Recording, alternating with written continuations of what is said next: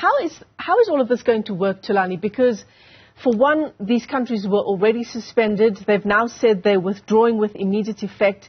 At the same time, there is a requirement that countries provide written notice a year in advance of such a decision, and then within that year they are still meant to abide by the provisions of Ecowas. So just on paper, how does this work? Thank you very much, and good morning, Michelle and the viewers of Newzroom Afrika. Firstly, the point we must say up front and emphatically is that the slip of governments into military regimes through unconstitutional and undemocratic changes of government is always regrettable, as it marks regression in the democratic project of good governance.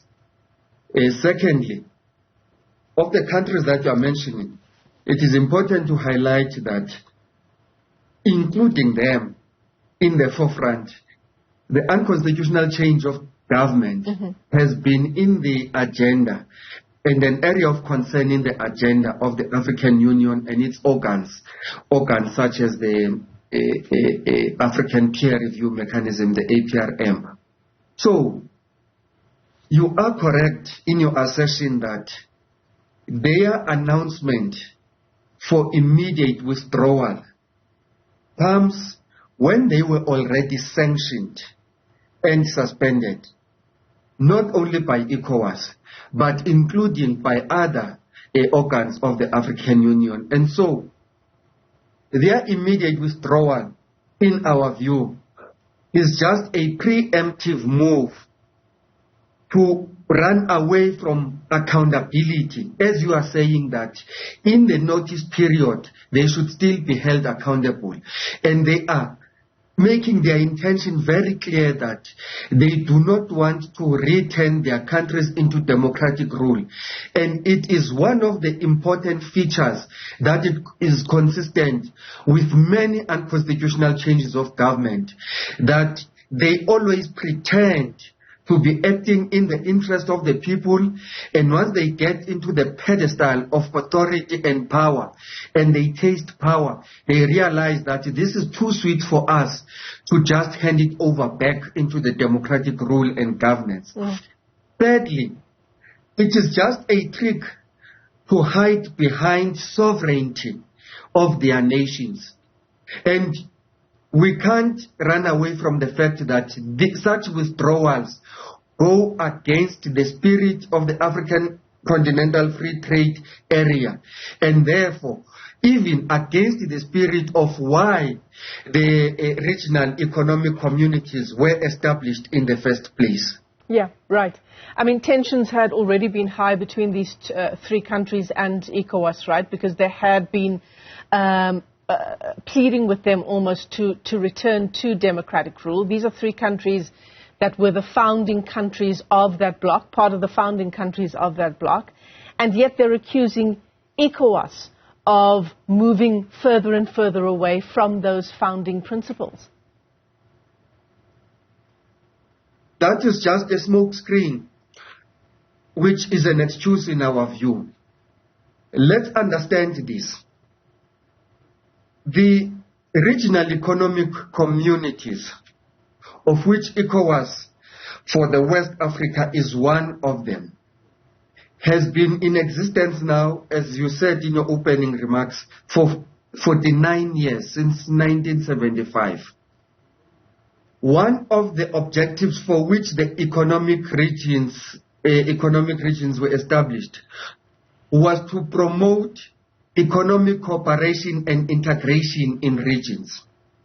Secondly, it was to promote economic development in individual countries and a region as a collective. And thirdly, it was not only about the countries themselves thriving economically, but such economic development and integration finding expression in the daily lives of the people through raising the standard of living of the people in those countries and in the region as a whole. Yeah. And they also wanted to go to harness economies of scale of those countries that constitute that bloc. So if you were to put on one side the objectives of the regional economic communities and on the other side the actions of these countries, you will clearly see that it is the actions of these countries that are going against the spirit of why the regional economic communities were established. And when countries run away from accountability, then they default into the claim of sovereignty of their own countries, when in actual fact that sovereignty does not hold the spirit of raising the standard of living for the very same citizens of those countries. Thulani, very, very quickly, as recently as yesterday, Ecowas saying that it's still looking to find some kind of solution to this impasse. Is that possible? What would that look like? ECOWAS must rise above this, engage these countries, understand the underpinning challenges, and extend a hand. There are many instruments in the African continent, of which the APRM, the African Peer Review Mechanism, is one of them. The APRM on its own has undertaken a study on understanding these unconstitutional changes of democracy.